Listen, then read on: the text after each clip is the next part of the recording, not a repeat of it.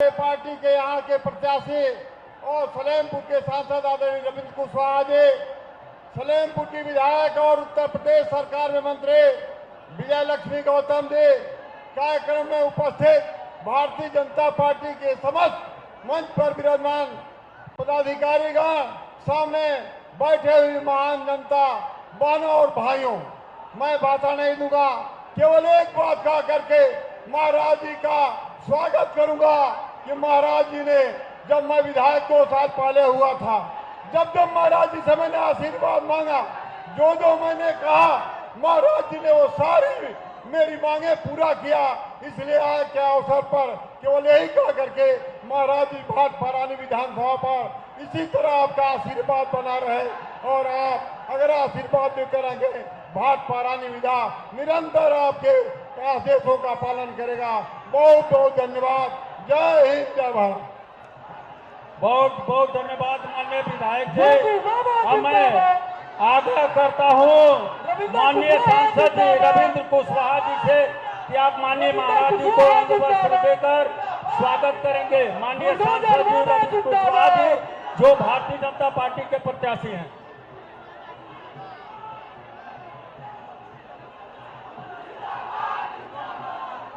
जोरदार एक ताली। योगी आदित्यनाथ रविंद्र कुशवाहा, योगी आदित्यनाथ रविंद्र कुशवाहा। माननीय विजय लक्ष्मी जी से आग्रह करता हूं कि 2 मिनट अपनी बात बोलिए। भारत माता की, भारत माता की। आज चुनावी जनसभा में हम सभी के बीच उत्तर प्रदेश के मुख्यमंत्री परम पूज्य महाराज योगी आदित्यनाथ जी मुख्य अतिथि के रूप में आए हैं। निश्चित रूप से आप सब हमारे बुलडोजर बाबा को सुनना चाहते हैं। मैं बस इतना ही कहना चाहूंगी कि इस देश के प्रधानमंत्री आदरणीय नरेंद्र भाई मोदी और उत्तर प्रदेश के मुख्यमंत्री योगी आदित्यनाथ महाराज जी लगातार आप सभी के बीच बिना जाति पाति भेदभाव के सभी कल्याणकारी योजनाओं को पहुंचाने का काम किया। आपके बीच किसी भी प्रकार का कोई षड्यंत्र रचे, चाहे संविधान का रचे, चाहे आरक्षण का रचे, करारा जवाब दीजिएगा। करारा जवाब देना है कि 5 साल तक दलितों के, शोषितों के, वंचितों के लिए अगर किसी ने काम किया तो हमारे देश के प्रधानमंत्री जी ने किया। अगर किसी ने काम किया तो हमारे उत्तर प्रदेश के मुख्यमंत्री जी ने किया। इसलिए मैं आप सभी से अपील करते हुए 1 तारीख को हमारे प्रत्याशी रविंद्र कुशवाहा जी को, जो मोदी जी के माला में एक कमल का फूल जाने वाला है, उस पर भारी बटन दबा करके आप सब यहाँ से दिल्ली भेजने का काम करिएगा। बहुत बहुत धन्यवाद। बोलिए भारत माता की। बहुत बहुत धन्यवाद विजय लक्ष्मी जी। लोकप्रिय सांसद और भारतीय जनता पार्टी के प्रत्याशी तीसरी बार आदरणीय रविंद्र कुशवाहा जी को मैं आमंत्रित करता हूं कि आप अपनी बात रखें। माननीय सांसद भाटपारा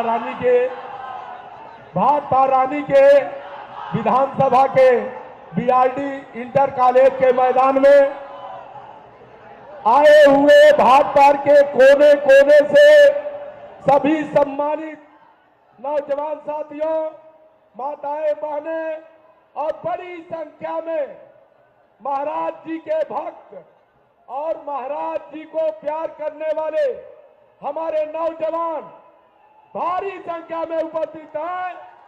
आप सबका हार्दिक स्वागत, अभिनंदन और वंदन करते हैं। साथियों, हम लोगों के बीच उत्तर प्रदेश सरकार के मुख्यमंत्री, हम लोगों के परम पूज्य आदरणीय महाराज जी हम लोगों के बीच में हैं। महाराज जी की जितनी लोकप्रियता है और नौजवानों में महाराज जी को लेकर के जितना आकर्षण है, आज ये परिलक्षित होता है कि भाटपारा के कोने कोने से नौजवान, बूढ़े, बुजुर्ग, हमारी माताएं, बहनें महाराज जी का दर्शन करने के लिए आई हैं। हमारे उत्तर प्रदेश के ऐतिहासिक मुख्यमंत्री आदरणीय महाराज जी की लोकप्रियता पूरे हिंदुस्तान में इतनी बड़ी है कि दूसरे प्रदेश के लोग कहते हैं कि काश महाराज जी जैसा मुख्यमंत्री मेरे प्रदेश का होता तो मेरा प्रदेश भी आगे आता। ऐसे अपने मुख्यमंत्री परम श्रद्धेय पूज्य महाराज जी का मैं सलेमपुर लोकसभा क्षेत्र की जनता के तरफ से भाजपा के नौजवानों, किसानों, महिलाओं सबके तरफ से हार्दिक स्वागत, अभिनंदन, वंदन करता हूं। जय हिंद, जय भारत। बहुत बहुत धन्यवाद आदरणीय सांसद जी। एक बार बोलिए योगी आदित्यनाथ रविंद्र कुशवाहा। अब मैं सीधे माननीय उत्तर प्रदेश के यशस्वी मुख्यमंत्री आदरणीय महाराज जी से आग्रह करते हैं कि आप जनसभा को संबोधित करें। बोलिए जय श्री राम, जय श्री राम। भारत माता की, भारत माता की, भारत माता की। वंदे वंदे वंदे मातरम। मंच पर उपस्थित लोकप्रिय सांसद, भारतीय जनता पार्टी के सलेमपुर लोकसभा सीट पर प्रत्याशी श्री रविंद्र कुशवाहा जी, प्रदेश सरकार की मंत्री श्रीमती विजय लक्ष्मी गौतम जी, लोकप्रिय विधायक श्री सभा कुंवर जी, जिला पंचायत अध्यक्ष श्री गिरीश चंद तिवारी जी, लोकसभा के संयोजक विनोद शंकर दुबे जी, वरिष्ठ नेता राजकुमार शाही जी, अजय उपाध्याय जी, कुंज बिहारी सिंह जी, जयनाथ सिंह जी, जयनाथ कुशवाहा जी,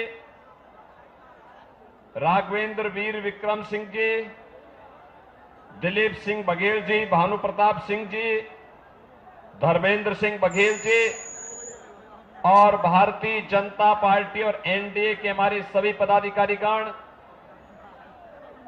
भारी संख्या में सलेमपुर संसदीय सीट पर कमल खिलाने के लिए उत्साह और उमंग से आए हुए मेरे भाटपार रानी क्षेत्र से जुड़े हुए सभी बहनों और भाइयों, देवरा बाबा की इस पावन धरा को, जिसे बाबा राघवदास जी ने अपने क्रांतिकारी अभियान के साथ आगे बढ़ाने का कार्य किया था, इस पावन धरा को मैं कोटि कोटि नमन करता हूं। बहनों और भाइयों, मैं आप सबका हृदय से स्वागत करता हूं, अभिनंदन करता हूं। इतनी भीषण गर्मी, टेम्परेचर प्रदेश के कुछ जिलों में 48 तक पहुंच गया है और यहां पर चुनाव की गर्मी पहले से थी और प्रकृति की गर्मी भी बाहर ये दिख रही है, लेकिन आपका उत्साह हमको आनंदित करता है। और बहनों और भाइयों, मैं तो भाटपार वासियों को इस बात के लिए आश्वासन देने के लिए आया हूं कि आप भाजपा के लिए जो पसीना बहा रहे हैं, भाजपा की डबल इंजन सरकार इसके लिए आपका विकास करवा करके, आपका सम्मान बढ़ा करके इस कर्ज को चुकाने का काम करेंगे। बहनों और भाइयों,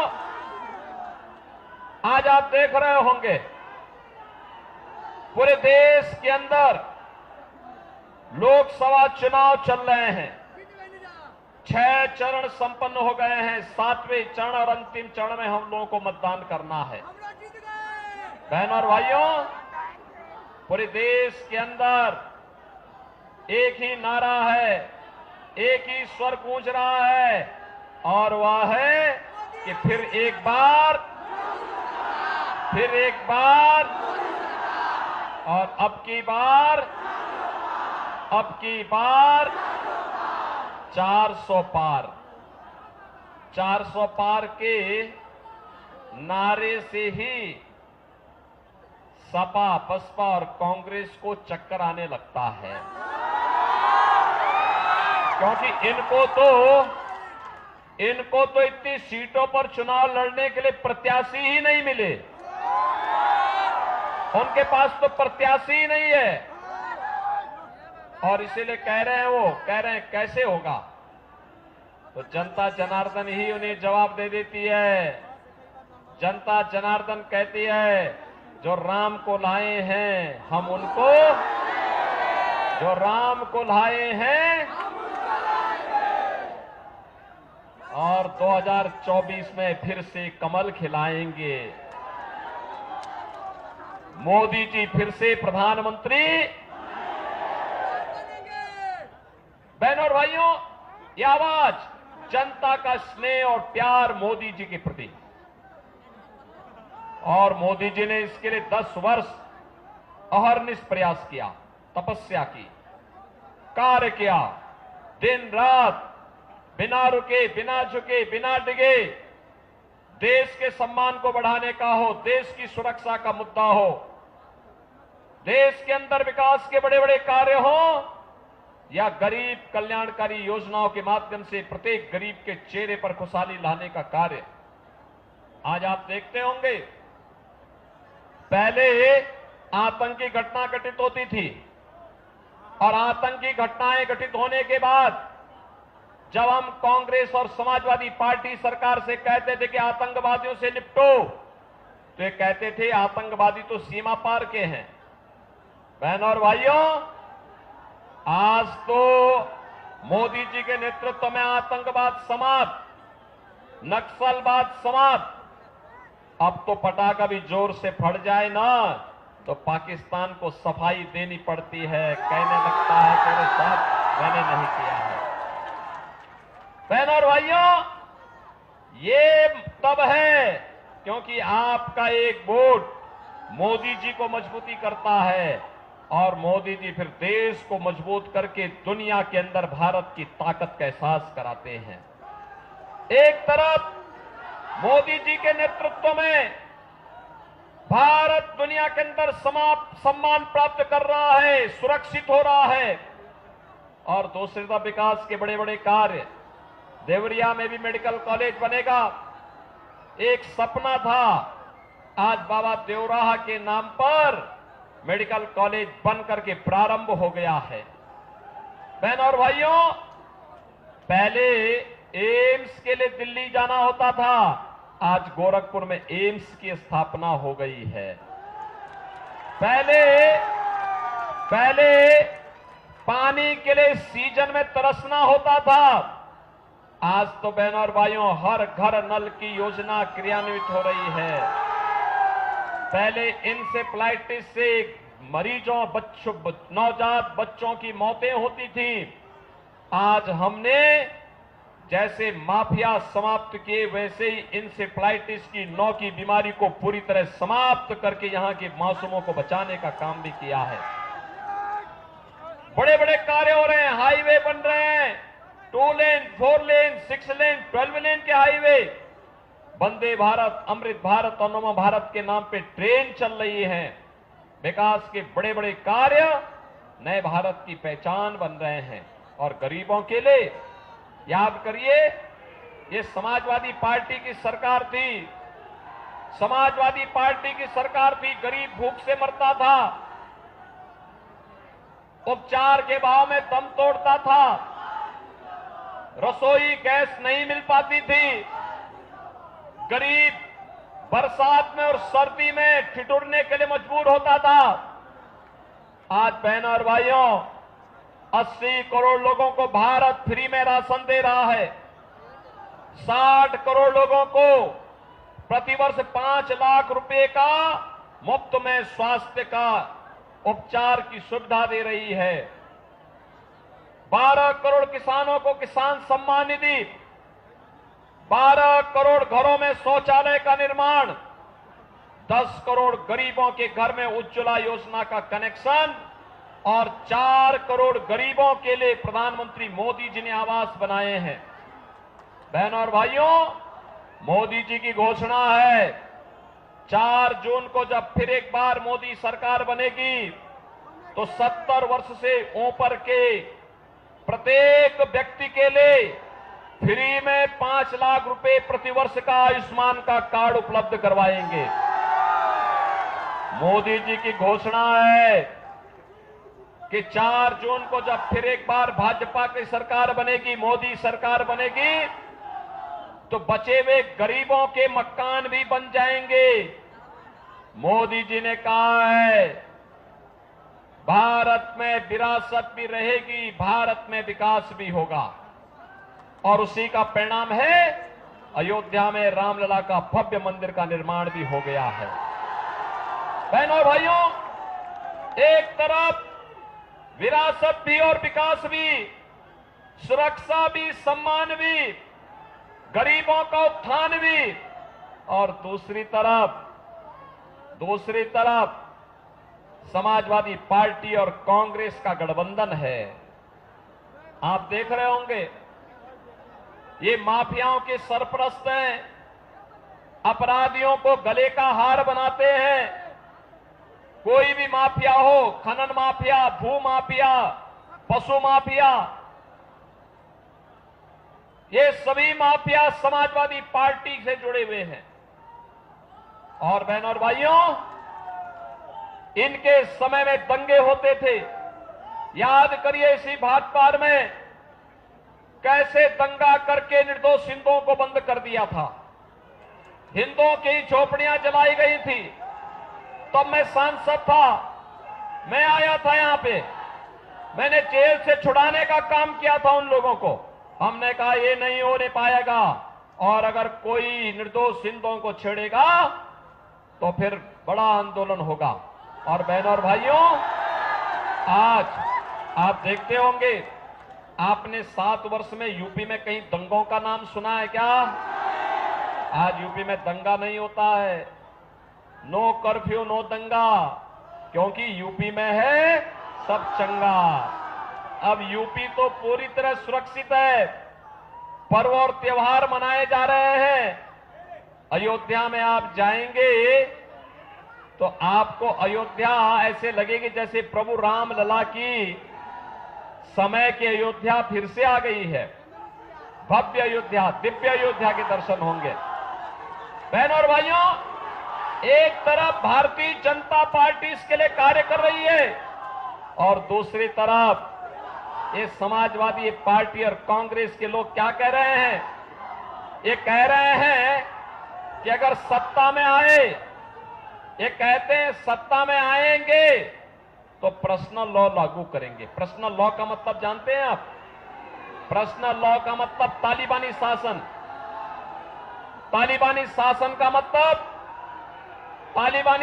का मतलब बेटी स्कूल नहीं जा सकती, महिलाएं ऑफिस और बाजार नहीं जा पाएंगी।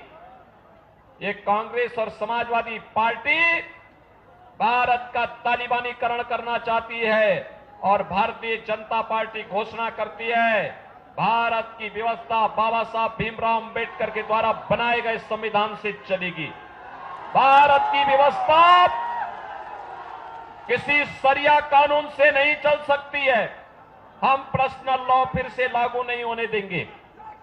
इनका घोषणा पत्र, समाजवादी पार्टी और कांग्रेस का घोषणा पत्र कहता है कि सत्ता में आएंगे तो वरासत टैक्स लगाएंगे। आप वरासत टैक्स के बारे में जानते हैं बहनों और भाइयों? वरासत टैक्स होता है, यह अमेरिका में लगता है। अमेरिका में संयुक्त परिवारों की परंपरा ना के बराबर है। हमारे यहां तो संयुक्त परिवार हैं, बाबा भी, दादी भी, मां भी, पिता भी, सब एक परिवार में एक साथ रहते हैं। लेकिन वहां पर यह परंपरा बहुत कम है। बहनों और भाइयों, हमारे यहां अगर बाप दादों ने कोई संपत्ति अर्जित की है तो अपने आप ही वह पुत्र के नाम पर आ जाती है। लेकिन कांग्रेस कहती है, समाजवादी पार्टी कहती है कि अगर सत्ता में आए तो सत्ता में आने पर वह वरासत टैक्स लगाएगी। वरासत टैक्स का मतलब आधी प्रॉपर्टी ये लोग ले लेंगे और फिर उस प्रॉपर्टी में, जैसे 4 घर का कमरे का कोई घर है, आपके ग्रैंडफादर ने, आपके दादा ने बना के दिया है। अब ये क्या कहेंगे? कहेंगे कि ये 4 घर का है, आधा घर आपको, यानी 2 कमरे आपको वरासत टैक्स में वापस करने पड़ेंगे और फिर वहां पर किसी पाकिस्तानी, किसी बांग्लादेशी, किसी अफगानिस्तानी मुसलमान को बसा देंगे। क्या आप इसको स्वीकार करेंगे? क्या स्वीकार करेंगे? क्या बहनों और भाइयों, ये सपा और कांग्रेस का वरासत टैक्स, यह वरासत टैक्स, ये औरंगजेब का जजिया कर है। औरंगजेब मुगलों का सबसे क्रूर बादशाह हुआ था। उसने काशी में भगवान विश्वनाथ के मंदिर को क्षतिग्रस्त किया था। उसने मथुरा में भगवान कृष्ण की जन्मभूमि के मंदिर को क्षतिग्रस्त किया था। उसने हिंदुओं पे जजिया कर लगाया था और जजिया कर लगा करके उसने हिंदुओं से कहा था, जजिया कर दो नहीं तो मुसलमान बनो। आज ये औरंगजेब की आत्मा कांग्रेस के अंदर घुस चुकी है, समाजवादी पार्टी के अंदर घुस गई है। बहनों और भाइयों, कोई शरीफ मुसलमान भी अपने पुत्र का नाम औरंगजेब नहीं रखता, क्योंकि औरंगजेब ने पहले अपने भाई की हत्या की, फिर अपने बाप को जेल के अंदर बंद कर दिया था। बहनों और भाइयों, औरंगजेब का बाप शाहजहां कहता है अपने पुत्र के बारे में कि तुझ जैसा कमबख्त पुत्र किसी को पैदा न हो। तूने जीते जी मुझे एक बूंद पानी के लिए तरसाया है। इससे अच्छे तो हिंदू हैं, अपने बड़े बुजुर्गों का सम्मान करते हैं और मरने पर उनको श्राद्ध और तर्पण के माध्यम से जल देने का काम करते हैं। बहनों और भाइयों, ये औरंगजेब की आत्मा ये समाजवादी पार्टी और कांग्रेस के अंदर घुस गई है। हमें औरंगजेब को फिर से जिंदा नहीं होने देना है और इसीलिए मैं आज आपके पास आया हूं। इसीलिए हम लोग आए हैं। इस जितने भी लोग हैं, कांग्रेस, समाजवादी पार्टी, बहुजन समाजवादी पार्टी, ये लोग भारत के मूल्य और आदर्शों के विरुद्ध आचरण कर रहे हैं, भारत की आस्था के साथ खिलवाड़ कर रहे हैं, भारत की सुरक्षा के साथ खिलवाड़ कर रहे हैं। और इसीलिए मेरी आप सबसे अपील है, श्री रविंद्र कुशवाहा आपके लोकप्रिय सांसद हैं, सवा कुंवर उनके साथ में विधायक हैं, श्रीमती विजय लक्ष्मी गौतम सलेमपुर से विधायक भी है और साथ साथ प्रदेश सरकार की मंत्री भी है। और मेरी आप सबसे अपील होगी, आपका आशीर्वाद एक बार फिर से कमल चुनाव चिन्ह पर रविंद्र कुशवाहा को प्राप्त हो। बहनों और भाइयों, रविंद्र कुशवाहा को जो वोट आपका मिलेगा, जो वोट आपका रविंद्र कुशवाहा को प्राप्त होगा कमल चुनाव चिन्ह पर, वह वोट सीधे मोदी जी के पास जाएगा और फिर एक बार मोदी सरकार बनाने में योगदान देगा। बनाएंगे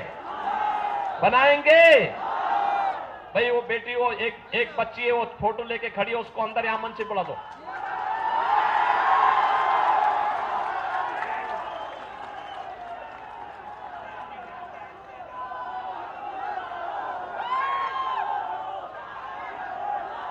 बनाएंगे। रविंद्र कुशवाहा चुनाव जीत के जाएंगे।